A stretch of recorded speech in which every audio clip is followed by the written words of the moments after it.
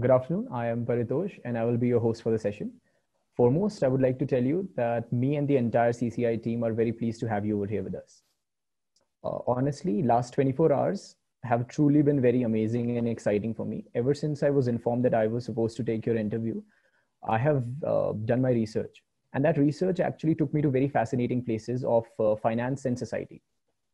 And very slowly, I began to understand or to alter my understanding of public expenditure as well as investments.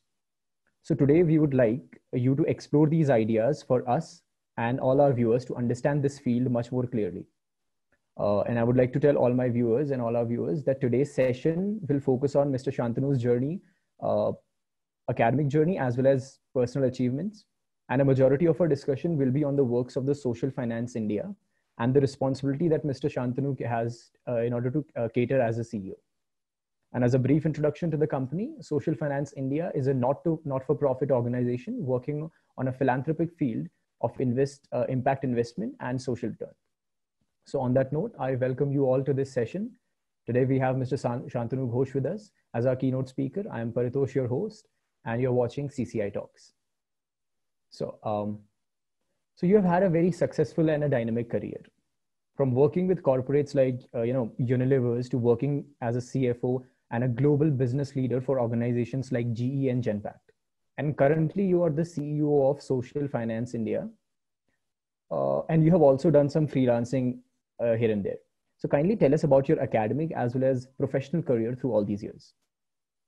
Thank you, Paritosh, and hello to all the viewers. So look, I'm a middle-class Bengali, born and brought up in Calcutta. I decided to get into commerce during my high school days, but still pursued science for a while. In fact, I got into IIT, but I knew in my heart that I was not a technologist. I was more fascinated by business and commerce than by machines.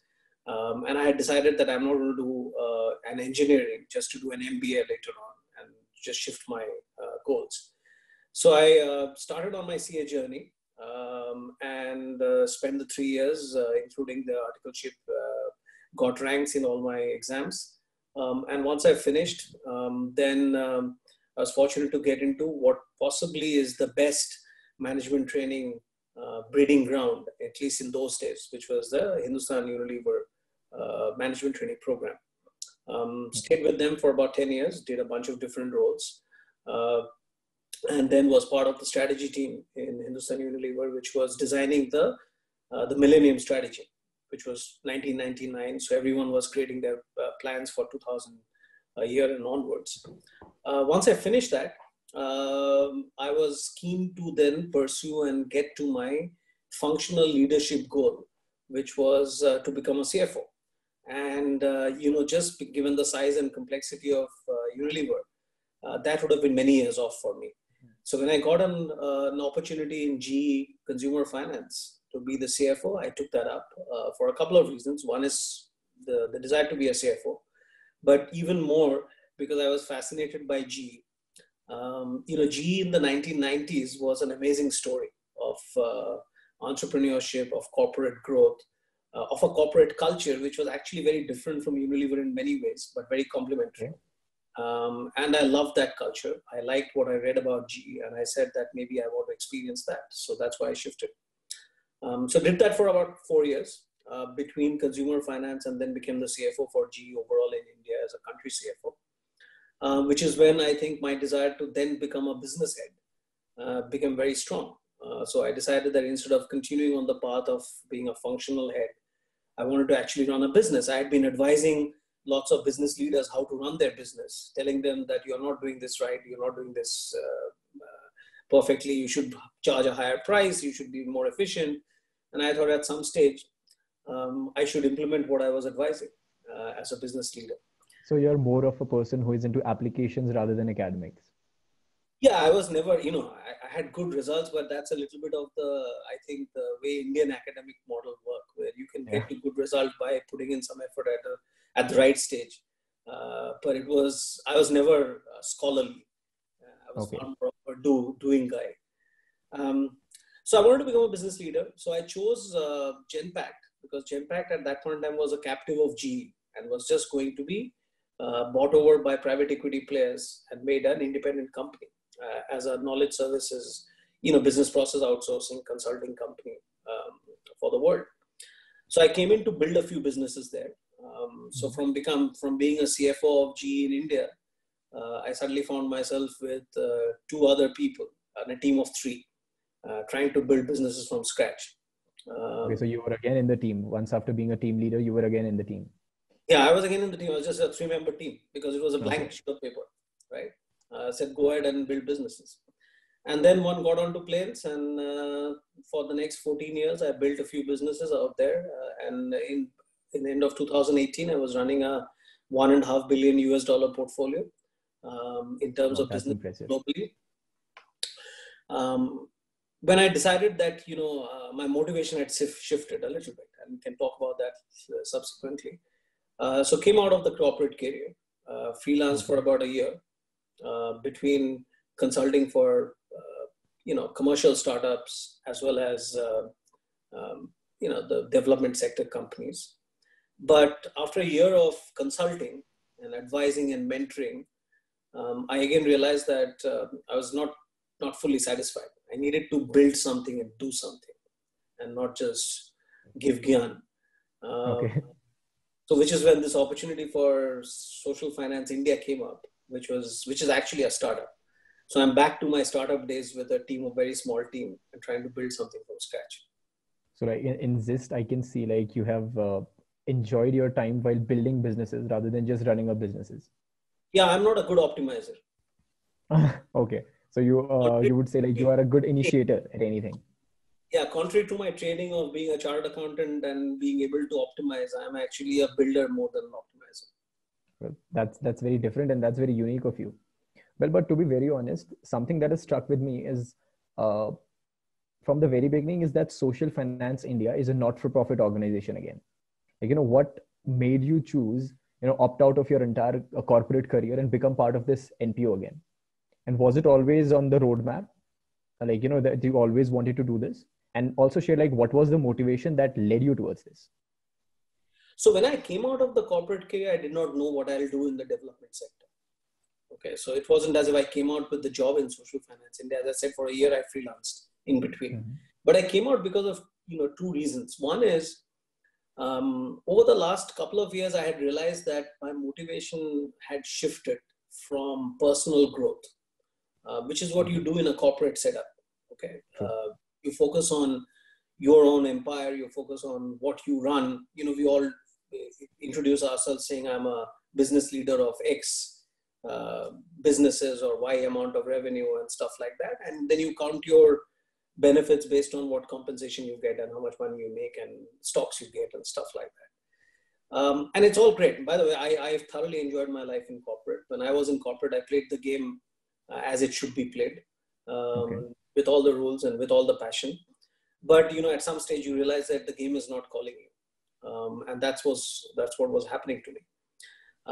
Connected with that was the fact that there was an increasing appreciation of how fortunate I've been and how privileged I've been to get the breaks and to get the kind of financial security that one had got till that time. And remember that I'm a middle-class Bengali, so my benchmark levels are not very high on that particular piece. And I wanted to give back. At certain stage, your lens moves from just what is going to happen to me to saying what is the legacy I'm going to leave behind a little bit. So that's the reason I came out. And my philosophy in life always has been that if you play something, you play it with 100% passion and dedication. You can't be hanging around there when your mind is not there. So that's why I came out. I came out without any idea of what I'll do. And then that idea developed over a period when I met with a bunch of different people and stuff like that. Now, Social Finance India is an interesting organization because it's based on a couple of very fundamental premises, which talks about getting private capital into the development sector and focused development work. That was very interesting to know. Like this is a very new concept. Yeah. And focus development work very, very sharply on outcomes. As many of us know that a lot of money that gets spent in development gets spent on inputs, actions. How many people does it cover? How much money is spent on education, blah, blah, blah. But it doesn't necessarily get very sharply focused on outcome, which is how the commercial world runs. Okay. And the whole thesis of social finance is that if you can create large development projects, very sharply focused on outcome, you should be able to get and attract a lot of risk investment in, which can be used for innovation, which can be used for experimentation, because it's risk, right? So if the outcomes don't happen, they get paid less. If the outcomes happen or get exceeded, they get paid more. And once it becomes mainstream, then the philanthropic and government capital can continue with it over a period of time. So that's a fundamental premise. The reason I chose that over a couple of other options, which was more traditional foundations, ground level work, is because, in the development sector, I haven't been in the ground. So I don't have credibility of driving projects and initiatives on the ground. And there's a lot of learning to be done. And I'm at a stage of my life where trying to recreate that is potentially a challenge. So this is a bit of a bridge between what I was doing, which was large deal making and building large businesses, but now focused entirely on a different set of stakeholders and beneficiaries, and with a very different frame of mind and very different payoffs. But it leverages some of the skills I've built in a completely new sector. And it's useful to sometimes not change everything in life. You have to have some bridges which you can cross over. Well, to be very honest, first thing I would say is I am deeply touched by the humbleness that you have. And I'm very impressed by that. Second, over the course of time, what I saw is that you're talking about inputs versus outputs. And that puts you in this unique situation where you are one of the best candidates for this job, because you have to transform the model from the corporate world to the social world. And for that work, I think your experience would be very beneficial, would have been very beneficial for this entire time.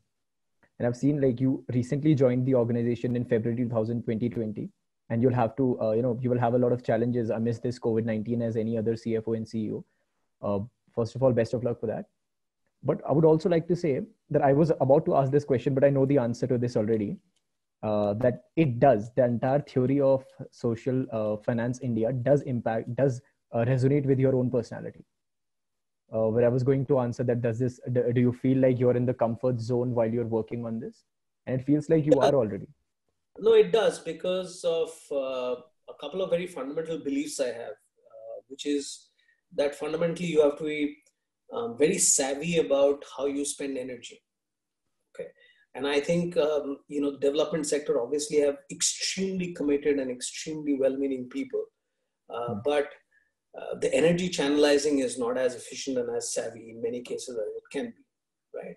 And if you look at most successful organizations and successful people across the world, the fundamental difference, and obviously there are lots of other people and other organizations which have the same assets, in case of people, the same IQ, the same work habit, in case of companies, the same size of balance sheet, the same kind of other assets.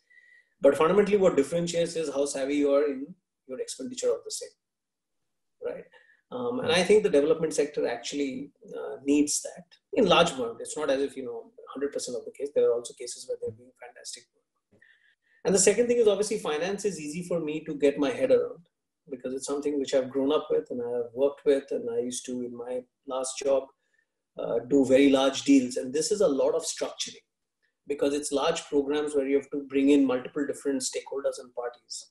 So you have to align goals, align objectives, align payoffs, and structure. This is as much about structuring, in fact, more about structuring than just getting money in and out. So it fundamentally appeals to what I have been doing, and I have been, I've developed some skills at, hopefully.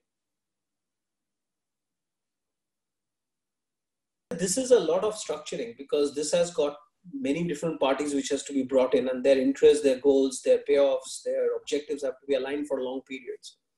And that's very fundamental to driving large change, because you can't drive large change and large impact on short-term, short-cycle basis and by one or two parties. So that's the other belief, and that's something which I've done at scale for over a period. So hopefully I've picked up some skills and that can be useful here. So on that note, I would like to say, like, our past speakers on this show have been from the strict financial background, like they are CEOs and CFOs of commercial organizations, specifically commercial organizations, and it is very delightful for us to actually have talk about something which is much more grounded and much more about the social concept, where the idea of money making isn't our sole priority, but growth and development of lives is. Okay, but however, I would like to say this finance-based organization which runs as an NPO is a little strange concept for me. So please tell us about how Social Finance India as an organization has its operations, how it operates, and what is its vision for the society. Yeah, so in fact, I think it's very important that if you want to be a impartial, large impact driving financial intermediary in the development sector, it's important not to have a profit orientation, because the issue with profit orientation in finance, and I've obviously seen finance in all its color, is that it's very hard to then balance all other objectives very, very fairly. Okay, because it's by design it's not scheduled for that. Now the reason why it can work is because you are defining your objective as to say that we are going to create programs which otherwise would not happen in this space, and it will not happen because of either three reasons. Okay. One, because there isn't enough funding for that particular spot. Okay. Two is because normal philanthropy and normal government spending will not take the risks that are required to be taken to sort of create that funding. And three, that by adding two different or three different types of funds into the pot, you can actually multiply the speed at which you can impact people. Okay. So that brings me to the question. Sorry, go ahead. Yeah, I researched something about Richard Cohen, and on his speech in Stanford, he was also talking about that this model transfers the risk, and I still don't understand the risk part, like what it means about transferring the risk. So can you please elaborate on that? Yeah, so let's say you create a program on education effectiveness, right? Where you say that we will spend some money over the next 3 years to do certain types of intervention. Let's think of some edtech interventions or models, and we expect that the learning outcome of the students will improve from X to Y. Okay. Right. Now you don't know today whether it can improve from X to Y at that scale for that segment of students, because enough experiments at scale has not happened. You haven't got longitudinal data for 3 years to see that, but you think it's potentially possible because the way the pedagogy is, the way the technology is, the way the model operates. So you have experts who think that it's possible. Now, in a standard grant scenario, what happens is that grants are in many cases, there are obviously exceptions, are minimization focus. It tries to minimize the cost, it tries to minimize the outlay and stuff like that. Whereas if you then bring in private capital, you can actually maximize and say, okay, we are going to cover 120,000 students or 150,000 students. You will get a return if, that X to Y happens. But if X becomes less than X, then you will lose some money. Yeah. Now, what it also does is, because now you have created that focus of return and people are going to get paid for that, it forces you to design the program much more robustly. It then forces you to measure the program much more robustly. Okay. You're forced to create very clear measurable outcomes, and you're forced to create ways of measuring the outcome which will be objectively valid. Therefore, your entire measurement and evaluation benchmarks go up significantly, right? And third, you incentivize the provider to innovate and to experiment and to course correct during the period. And by definition, it's also a longer period. It's at least 2 years, 3 years, 4 years, 5 years. which is very different from a grant model where you are going through annual budgets and you're going through line items. Okay, so you can spend so much for salaries, you can spend so much for printing, you can spend so much for traveling, and then if you have to change, you have to give a change request and a reapproval or a reappropriation request and all that sort of stuff. Here, you're telling the provider saying you have X amount of money to spend per children or per school or per whatever, and if you are seeing results not happening, adapt and change, which is a little bit like how commercial world works. Now, I'm not for a second suggesting that everything of the commercial world is valid or should be imposed on it, but some of the ways of adaptability, innovation, measurement, and robustness of design are welcome additions. So now, without any further ado, let's go to the fairly new concept of impact investment altogether. And let's hear it straight from Mr. Shantanu that what he wants to say on this subject. So on that, sir, can you please define what is impact investments and what are the mechanisms for how these funds reach the ground reality? Yeah, so impact investment has actually 3 different legs, right? There's the biggest one is called ESG investing, which is the environment and social governance investing, which is basically funds which focus on companies which are high on sustainability agendas. Okay, so for example, globally now Unilever is making a big case of being a very socially responsible company, and therefore there are certain funds which will focus on similar companies, and over a period of time it has been proven that typically these companies perform better than their peers because of the holistic approach towards performance. So that's one part of impact investing. There's a second part of impact investing, which is like venture capital, except that it's focused on entrepreneurs and innovations which are for the development sector, right? And they could be for profit or not for profit. But essentially, those are venture capital investments into startups or new ventures, which are very focused in serving the problem of constituents that's covered by the development sector, by the charitable sector. And then there is social finance, which is really the question of getting risk investment and other types of capital, which we call blended finance, into the development sector programs. So they are not company investments, they are not innovation investments, they are not startup investments, they are programs in the development sector.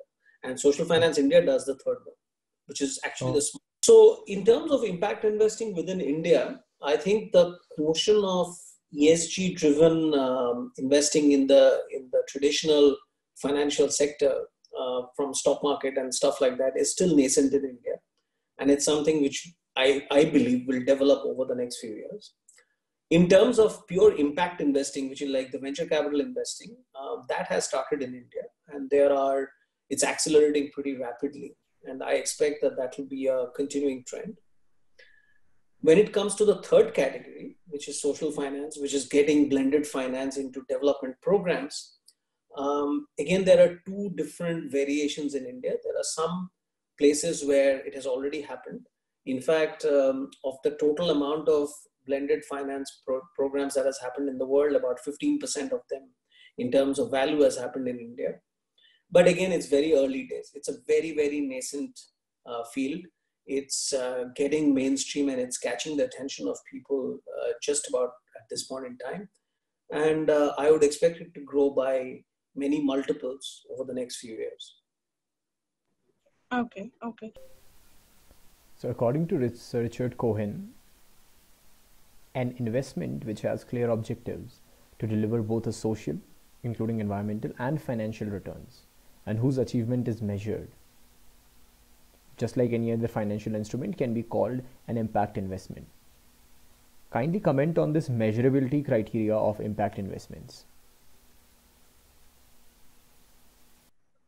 So the measurability criteria of any impact investment, and again, it differs between the 3 groups, right? If you do pure ESG investing, it is based on the premise that ultimately the investment in companies which are more sustainable and more long-term focused with a larger stakeholder viewpoint as opposed to just shareholders will do better in the financial markets than their peers. So it's actually the measurability criteria is financial market returns being better than their peers. In case of impact investing, which is more about startups and venture capital ecosystem focused on the social issues, the measurability criteria, of course, is again going to be success of such entrepreneurs and innovation and the returns they produce, but equally in the terms of the impact they produce. And that creates a lot more complexity because, as you know, multivariate equations are tougher to solve than individual single point equations. The measurability on social finance, which is use of blended finance, is absolutely focused on the outcomes determined for those projects. There is really only one way where the project is successful or not, which is whether the outcomes defined were met or exceeded or not, and whether over a period of time, similar projects are being done with less and less of capital, and therefore better and better per beneficiary economics than in the past. So really those are the two things. One is a longitudinal trend and the other is the sharp focus on outcomes. We have to agree that the future is a little too uncertain after the COVID-19 crisis. And we have divided opinions regarding the future plans and growth models, whether to make it much more inclusive by adding non-monetary incentives or non-monetary benefits, etc. or not. On this note, kindly talk about the future prospects of impact investment, especially with the context of the millennial generation and the generation's revised social outlook on inequality, poverty, and environment. I think my personal view is that the millennium generation is far more attuned to the issues of inequality and to the issues of social justice than, for example, my generation or maybe the generation before that. But I think our generation was possibly the most insular in that sense, because we came into at a stage where economic growth and economic success was just getting unleashed in India, and all of us single-mindedly focused onto that. I think the current generation is far more attuned to it. I also think that the environment and the world and the politics and the economics of the world will force people to pay a lot more attention to that model, just like COVID is doing, which is bringing to stark reality and stark sight the kind of issues that happens when you have so much, so great amount of inequality. So my view with the millennials and the society at large is that I would think that focus of investments will start shifting from a binary definition of risk and return to risk, return, and impact. Will it happen overnight? The answer is no. Will it happen in significant chunks over a period of time and an accelerating trend? Well, I sincerely. We shall be closing our discussion on the technicals. And on a lighter note, let us talk about the applicability of this field on our viewers' careers. What do you think are the career prospects in the field of impact investment, and what are the skills required to pursue a career in this field for any budding finance enthusiast? There are two types of skills required for impact investment, or if you are in the social finance and the social investments area. One is, of course, the hard skills and the technical skills of thinking about investments and understanding modeling, understanding option theories and stuff like that. And of course, understanding business flows, which is beyond the financials, which is really understanding how businesses operate, understanding how value chains work, understanding how leverages work and stuff like that. But those are the hard skills. I think the most important skill in this sector is a desire to solve complicated problems with a focus on beneficiaries and stakeholders, which are otherwise left out from many such discussions. And that has to be a very firm internal belief, because without that belief, there are always going to be easier ways of making more money at a personal level. Then why would you sacrifice that to do this? And the only reason you will do this is provided you believe that helping many, many people in certain areas where they would otherwise not get addressed, whether it's in education quality, whether it's livelihood generation, whether it's sanitary and health or climate or whatever else it is, whatever appeals to that person, has to be a very central belief and a central want. Because if you don't have that, then the hard skills can be frankly used in a much more commercial arena for better payoffs. No interview can be complete until we internalize the pandemic that we all are going through. So you have headed finance departments of one of the leading organizations in India.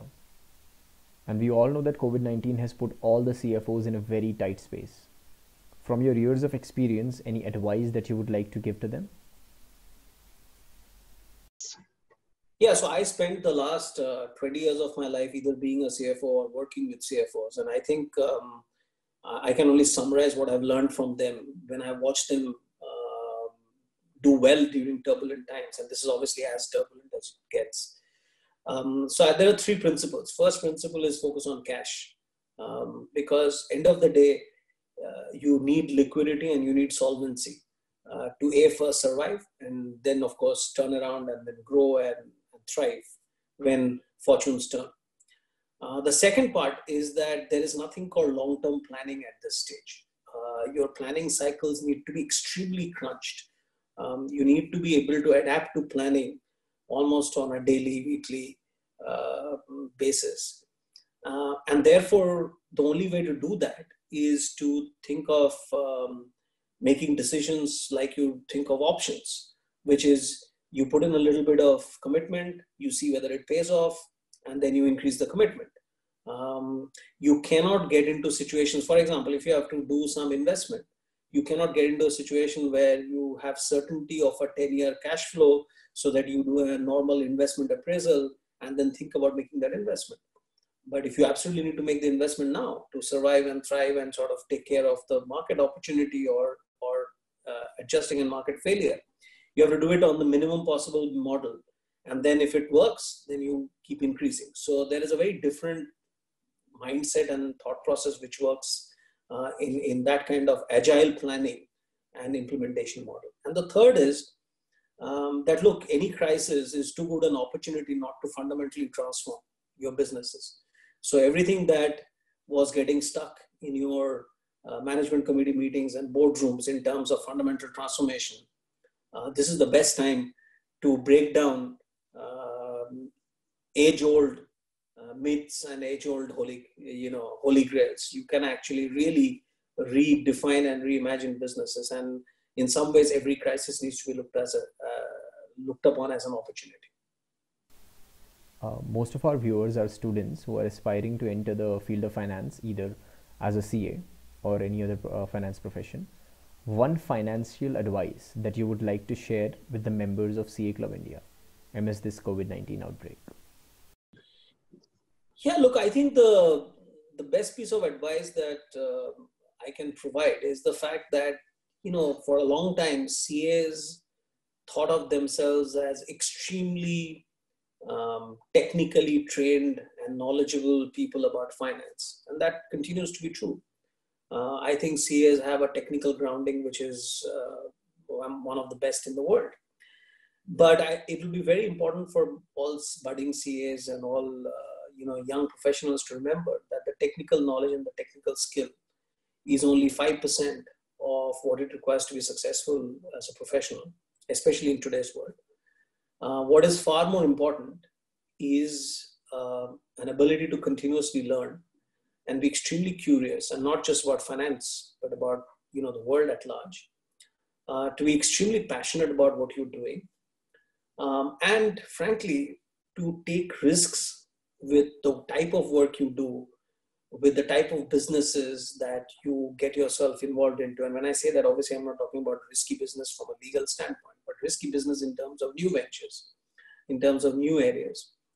And a challenge for CAs is a lot of the technical education is about minimizing risk or mitigating risk.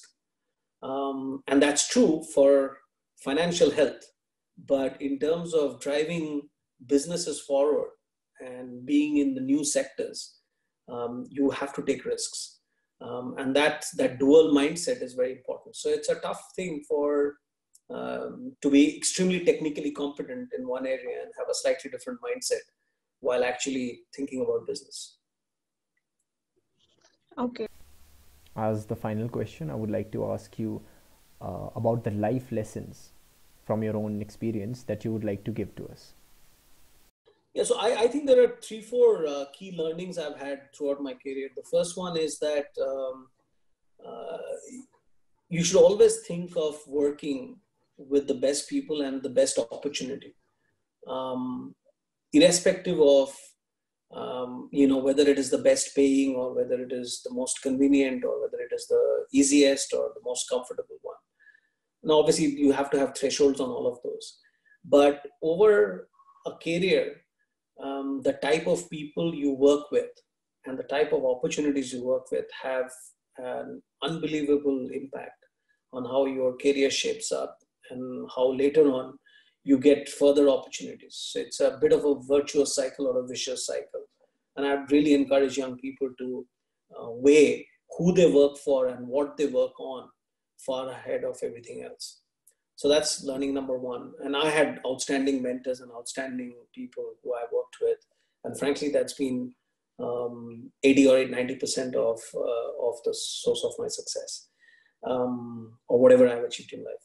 The second is that, it's very important to take the uncomfortable jobs, take the risks. Now, any risk is always a double-edged sword. If you fail, it cuts you very badly. But if you succeed, it propels you really fast forward. So I'm not advocating a completely wild nature in terms of the type of assignments you take over. But if it's something which is very well trodden and well done, then possibly it won't make you come out shining. In fact, the only question you should ask is, if frankly I didn't go to office, would it make a difference? Or if I didn't do this job, would it frankly make a difference if someone else did? And if the answer to that is no, then it is a commonplace job and it's not going to make you shine.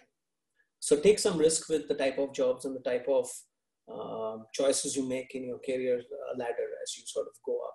You will fall a few times, but hopefully you will climb much faster and higher than the falls that you'll have. The third thing is that, look, I have always believed that whatever you get out of your professional life is a combination of luck, effort and attitude. Now, luck in some ways you can't control. Effort and attitude you 100% control.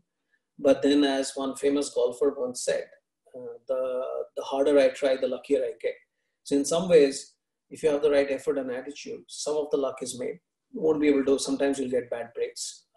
Take it on the chin and move on. And the third, and frankly, the last lesson I've heard is that it's important to stick through business cycles. If you someone who always tries to find an opportunity which is just on the upswing, which is having an easy time, in the early parts of your career, you will get such opportunities because the number of opportunities are much larger. You can always move from one place to the other. The cost of shifts are much lesser. But what it does is it doesn't create the resilience and doesn't create the knowledge base that you have to ride out business cycles. So it's important to ride through some business cycles so that your reputation is made and you also learn how to come out of tough situations. So frankly, those are the learnings that has helped me in my life. As an ending note, I would like to thank Mr. Shantanu Ghosh for giving his valuable time to us. And to all our viewers, I hope you enjoyed the session. Stay tuned for more.